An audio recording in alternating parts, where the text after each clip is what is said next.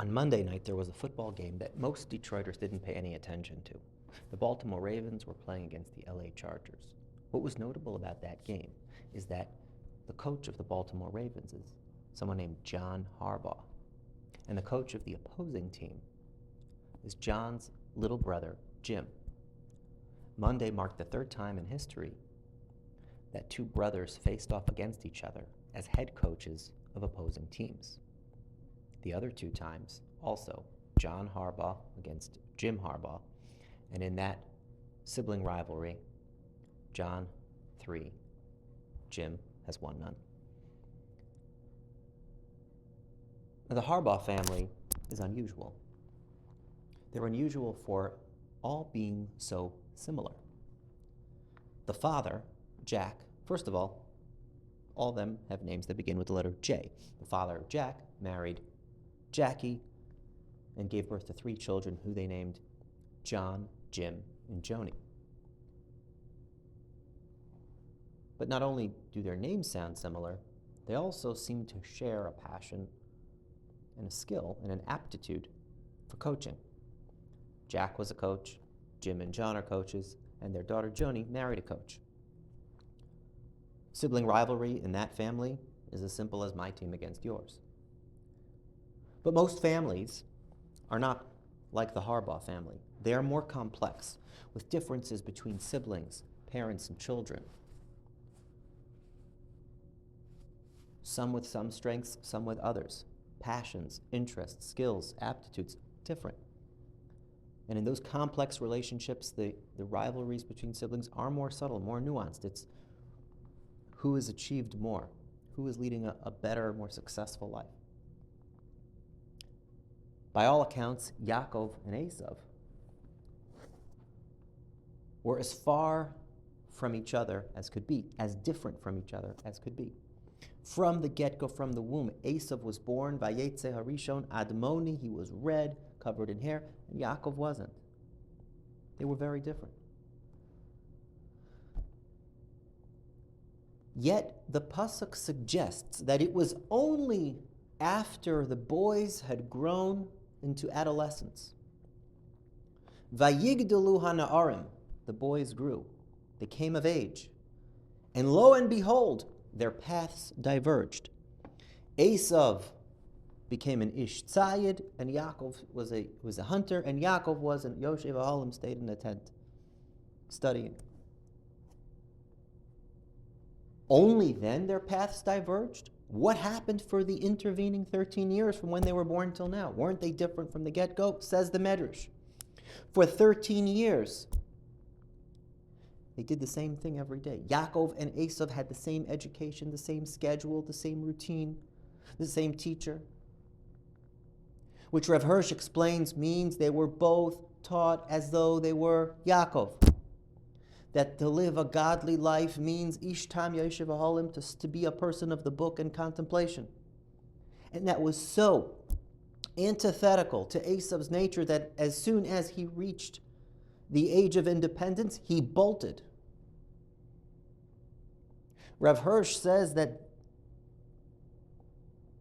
the tragedy of Esav is a result of a flaw in the parenting of Yitzchak and Rivka. That rather than teach Chanoch Lenar al Pi Darko,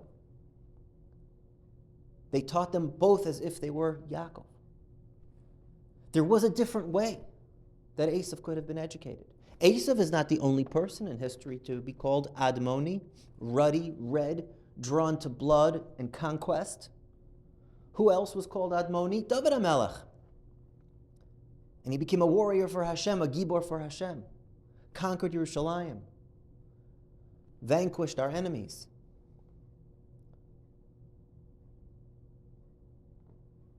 But Esav was not given a framework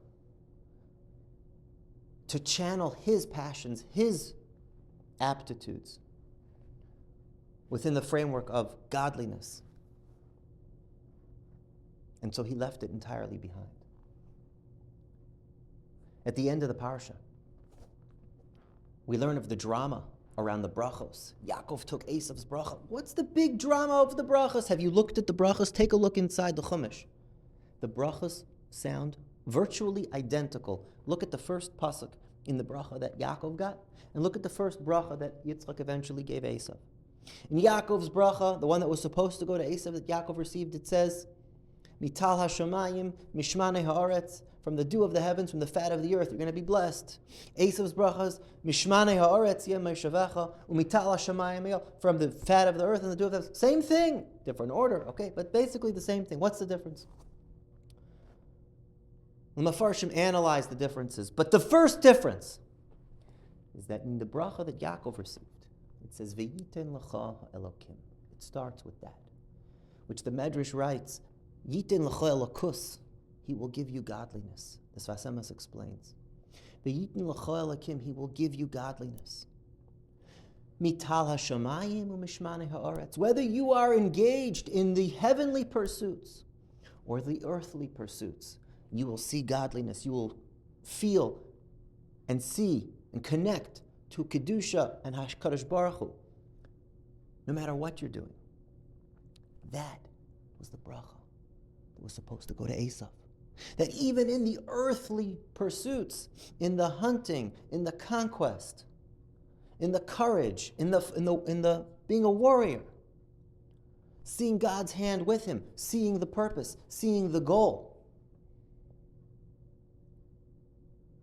of elevating the world, bringing it closer to HaKadosh Baruch Hu, closer to the source, closer to its creator. But instead, that's not the bracha Esav got. Esav's bracha is, Mishmane ha'aretz yeh moishavecha, you will live in the fat of the earth, and that's it, full stop, no God. No connection back. It's just the finite physicality, no connection to yitin v'yachzer v'yitin, to the eternity that Yaakov is able to tap into. What does this mean for us? First of all, it means that parents, don't be too hard on yourself if you feel like you failed, you messed up with this or that chinuch or this or that child. Yitzchak and Rivka, according to Rav Hirsch, understanding of the Medrash, also did. And they are still held up, Yitzchak Avinu, Rivka Imenu. They are the pillars of Klal Yisrael. So you can be on an extremely high level, notwithstanding that mistake, that parenting mistake. But the bigger, more actionable lesson for us is not to repeat those mistakes. That's why the pasuk would explain this to us. That's why the pasuk would tell us that it was only when they came of age that they diverged. That it was because they were pigeonholed all into the same mahalach, into the same chinuch. The lesson is chanuch lenar al pi darka. School, by definition, whether it's public or private, religious, not religious, this city and the other city, it's a one-size-fits-all institution. Where does customized, tailored chinuch come from? It comes from the parents. It comes from the home. Our job as parents is to get to know your child, each one as an individual. They're not both going to be football coaches. They're not necessarily both going to be Ishtam Yeshivam. Maybe they will, but you have to understand, hear who they are. Where are their drives? Where are their passions? Where are their intuitions? What excites them? And try to nourish that core of who they are within the framework of godliness. And then we bring we bring that alakus from the Tal HaShamayim to the Shmana Eretz, to all corners of the earth. Whatever it is that we're doing, we bring godliness there. And that is the Geula Shlema. That brings the Geula Shlema when Malach Haaretz Deas Hashem, when there's godliness everywhere. B'meherav Yameinu. Amen.